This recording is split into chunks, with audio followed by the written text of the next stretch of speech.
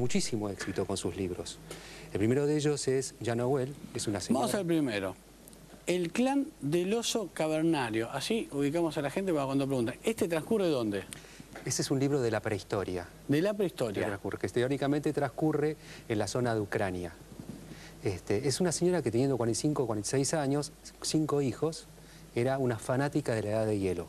Se puso a investigar, hizo un curso de supervivencia, aprendió a vivir dentro de la nieve, a comer con hierbas, y con esos elementos viajó hasta Ucrania o hasta la parte más lejana de Rusia y empezó a escribir esta novela.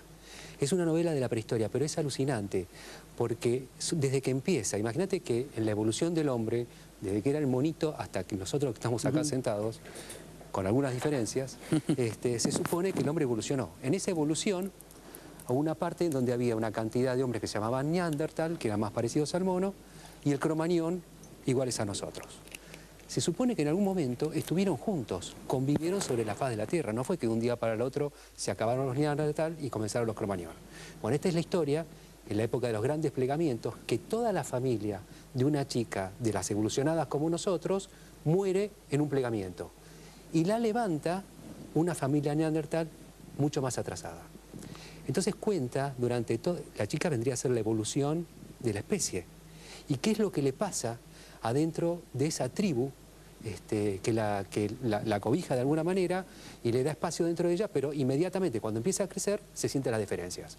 Por ejemplo, las mujeres no podían cazar, las mujeres no tenían ningún tipo de lugar dentro de la aldea, y ella empieza a crecer y tiene un problema, se vuelve más alta que ellos. Y además empieza a manejar la matemática. Muy bueno. Es una cosa impresionante. A Eugenia, tu compañera en la revista La Mujer de mi Vida, no le gusta que yo lo diga así, pero qué bien me lo vendiste, ¿eh? No le gusta asociar el verbo vender a esto, pero muy bien me lo vendiste, muchas ganas de leerlo. Sí. Vamos a otro lugar. Mal de alturas. Jon Krakauer. Jon Krakauer es un periodista que una revista le pide que... es un alpinista, ¿no? Y una revista le pide que haga una expedición al Everest. Y él va para hacer un artículo en una revista, un artículo no excesivamente, como digamos, de 3 o 4 páginas. En la expedición que él hace, cuando está bajando, al Everest suben varios grupos. 5 o 6 de esas personas fallecen en el descenso del Everest. Fue un desastre. Vuelve, escribe el artículo y dice, con eso no me alcanzó. Y con toda la calentura empieza a escribir Mal de altura. Y es un libro maravilloso. No solamente porque vivís el ascenso y el descenso al Everest, sino que esto es lo interesante de ir a lugares remotos. Él se hace una pregunta, que es, ¿por qué la gente sube al Everest? ¿Cuál es la razón? Porque uno tiene toda una imagen heroica del Everest, pero en realidad, los últimos metros, uno asciende sobre cadáveres. El Everest está repleto de cadáveres, porque la gente que... Y esto lo cuenta el libro también. Cuenta, claro, subiendo sobre los cadáveres los demás. Y dice, para estar en la cima, durante unos pocos minutos, temblando, apenas sacándose una fotografía y pensando en lo peligroso del descenso. No, y hay un artículo muy bueno de Pérez Reverte, que justamente, ¿no? El tipo se plantea, no podemos sufrir igual frente a la noticia de 2 personas que iban por la calle y fatalmente fueron muertas en un accidente, que por los que decidieron subir a la punta de una montaña. Es gente que, la verdad, no debiéramos llorar igual, dice, porque la fueron a buscar. Claro, pero hay una cosa muy interesante que él se pregunta, ¿por qué la gente hace eso? ¿Cuál es la razón? Porque en realidad subir a la punta del Everest no tiene ningún sentido si uno lo piensa descarnadamente. Y la respuesta que él consigue es porque está ahí. Y solamente porque está ahí hay que ascenderlo. Él vuelve y da una serie de conferencias en todo el mundo en contra del ascenso al Everest. Pero después hace una pregunta. El ser humano es la única especie que es capaz de hacer este tipo de cosas. No las hace por necesidad, no las hace por obligación, y lo hace porque solamente está ahí y hay que conquistarlo. Está buenísimo, el libro se llama Mal de altura y es no ficción. Sí. Es no ficción. Es una crónica. Es una larga crónica sobre el ascenso al Everest. Bueno, me encantó. Aparte está muy bien escrito. Miguel Barley. El antropólogo inocente. ¿A qué lugar estamos yendo? Esto es Camerún. Camerún. Este es muy interesante porque cuando él cuenta, es un egresado de un profesor de Oxford que tiene que hacer trabajo de campo, porque dice que si no haces trabajo de campo, que significa ir al lugar donde hay alguna tribu extraña, es como que no sirvieras para nada. Y ahí hay siempre, cuando uno va a un lugar remoto, siempre ocupa el papel del gran cazador blanco. Es imposible evitar la superioridad. Y él pelea todo el tiempo contra eso, pero no solamente eso, sino que además es muy honesto en lo que dice. Él cuenta que tiene que hacer ese trabajo para conseguir un subsidio, que se aburre desde la mañana hasta la noche, que está harto de la tribu ese que va a ver, que todo el tiempo le posponen para el día siguiente lo que puede hacer y que no aprende absolutamente nada. No le encuentra la gracia. No le encuentra la gracia y además sufre porque la comida es terrible, porque está lleno de murciélagos, porque no sabe qué hacer durante todo el día y sin embargo vuelve a Oxford, da las clases y después de que lo robaron, perdió un montón de kilos y demás, el libro termina contando que lo que decide hacer es volver a Camerún. Claro. Que es algo propiamente humano también. O sea, no es solamente, por eso digo, cuando uno va a un lugar remoto, es como que existiera una palanca que empieza a sacar de uno cosas que uno nunca se imaginó. O sea, hay un montón de lugares en la Tierra que no han tenido nunca relación ni con el judaísmo ni con el cristianismo, que sea uno o no creyente, la cultura está muy embebida en eso, que tiene otra moral, que no están todo el tiempo hablando de política, donde tienen resuelto el problema económico no porque sean todos ricos, sino porque piensan de otra manera. Bueno, y ahí todas las cuestiones que a uno le parecen importantes. Y, a ver, quiero repasar porque me voy a meter con justamente un libro escrito por un argentino en un lugar igualmente sorprendente y que es bestseller en el mundo. Entonces repaso los anteriores, así ya hago el trabajo ahora. El clan del oso cavernario. La señora de 45 años que se fue al frío y luego escribió esta novela que Ricardo dice es extraordinaria y que transcurre en la prehistoria. En la prehistoria, sí, es una saga, ¿no?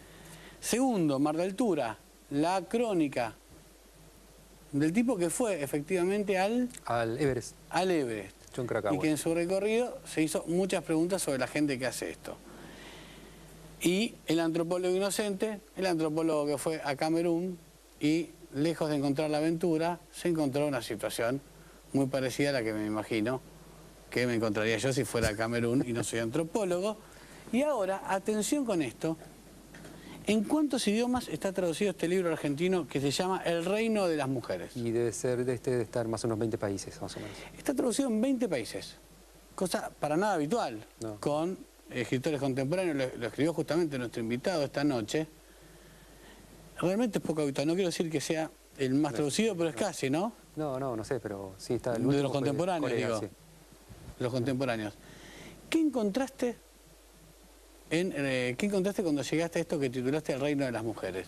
¿A dónde queda? Esto queda en el sudeste de China, cerca de la frontera del Tíbet. Es una comunidad que es muy complicado llegar, hay un largo camino de cornisa que es muy peligroso y viven aislados del mundo. La característica es que en esta sociedad mandan las mujeres. Es como si fuera el paraíso del movimiento feminista. O sea, si quiere ese movimiento feminista gana, sí. Hagan una sociedad como así. Lo que pasa es que en esa sociedad donde realmente mandan las mujeres, porque te cuento, el apellido es el de la madre, las únicas que pueden tener dinero son las mujeres, las únicas que pueden tener propiedades son las mujeres, y cuando la mujer habla, el hombre baja la cabeza. En esas sociedades no pasa lo mismo que uno supone que pasaría si triunfa el movimiento feminista. Me parece que el primer punto es donde lo que trato de buscar es como una diferencia entre lo femenino, propiamente dicho, y la mujer, que no es lo mismo. Y ahí claramente hay una impronta femenina. ¿Cuál fue de las costumbres cuál de las costumbres que te cruzaste en ese lugar la que más te sorprendió cuando llegaste en tu carácter de cronista? Bueno, hay varias cosas. Primero es la absoluta falta de violencia. No existe la violencia en esos lugares. O sea, cuando el poder lo ejercen las mujeres, la sociedad es menos violenta que cuando lo ejercen los hombres. No es violenta. No es violento. No es violenta, pero no es porque no es violenta por represión. Porque pasa una cosa muy rara que es, da vergüenza ser violento. Da vergüenza. Te baja el nivel social inmediatamente. Es inentendible. O sea, es de varones pavonearse por ir de prepo. Sí. Después, el tejido social es muy fuerte. Yo escribí el libro sobre China, pero yo he recorrido muchas sociedades matriarcales. En la India, en un pueblito muy chiquito de México, en una islita de Corea, hay muchos lugares que yo he estado y en todas pasa lo mismo. Casi no hay violencia y el tejido social es muy, muy fuerte. Y además, bueno, son sociedades que la pasan realmente bien. En esta sociedad, por ejemplo, no se casan. Esta idea de que las mujeres siempre quieren casarse... Sí, cuando mandan no quieren casarse más. No existe el matrimonio. No existe el matrimonio. Y ellas dicen que no existe el matrimonio por dos razones. Porque quieren vivir toda su vida enamorada y porque les interesa la familia. Uno piensa que ahí, como cambia mucho de pareja, es cualquier cosa, pero en realidad son mucho más serios que nosotros, porque ellos dicen, ¿el matrimonio qué es? Un miembro de una familia se va a vivir con un miembro de otra familia. Y ellas dicen, eso nunca puede andar. Si ellas dicen, si yo quiero estar enamorada toda mi vida, no puedo estar casada porque eso no funciona. Entonces las relaciones, porque ojo, que existen relaciones largas y amorosas y en general comienzan en gente más grande, lo único que los une es el amor. No tienen propiedades en común, no tienen hijos, porque los hijos son siempre de la mamá, no tienen nada en común, ni siquiera un futuro, y están juntos mientras el amor dura. Cuando el amor se termina, termina. Y cuento esto, si te cuento un minuto, porque... Sí, no, realmente estoy muy atento, no interrumpo porque me interesa el relato, nada más. Hay una historia, bueno, ahí el apellido que sucede es el de la madre. Yo hace poco leí una noticia de que un juez en el interior le dio el apellido de la madre, le emitió los dos apellidos a un chico renacido. Sí. Que yo entiendo que es una medida hecha con la mejor intención. O sea, de darlo a conocer. Pero es una equivocación. ¿Por? Porque el apellido que recibe, supongamos que una mujer pasa su apellido, no pasa su propio apellido. Lo que pasa es el apellido del padre. Claro.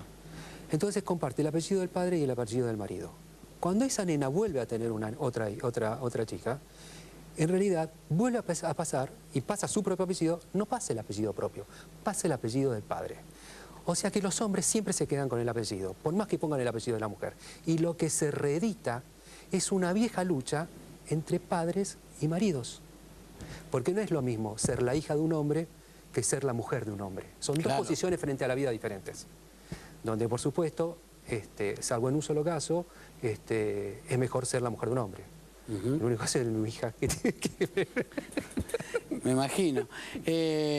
Igual le podemos preguntar. El reino de las mujeres se llama el libro, el último matriarcado.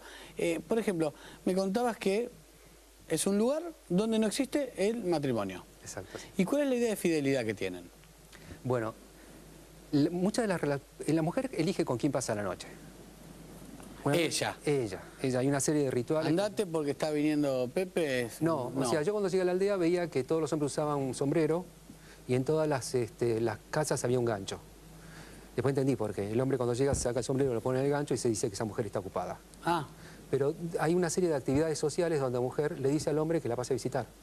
Ah. Entonces, una noche pasa con uno, otra noche pasa con otro, otra con otro. O sea, nunca repite. Salvo... La mujer. La mujer, salvo cuando se enamoran.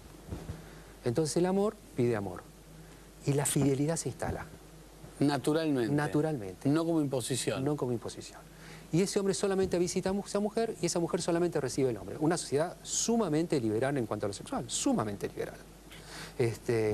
Pero cuando se enamora, el amor instantáneamente establece sus reglas, que no tiene nada que ver con eso. O sea, una de las primeras palabras que aprenden a escribir en la escuela las nenas es chonguear, digamos. Claro, pero no tiene nada que ver con lo que uno supone que es el amor en la libertad. Amor, fidelidad. Cuando la fidelidad se acaba, se termina el amor, o viceversa.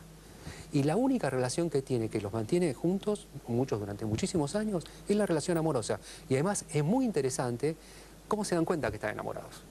¿Cómo? Porque pueden hablar. Bueno, ¿y sí. ¿Por qué nosotros no podríamos hablar? Porque las otras relaciones son relaciones que tienen más que ver con lo erótico. Ah. Cuando ellos dicen, cuando yo puedo charlar aparte con él, caminar y contarle algo de mis problemas, entonces la cosa funciona.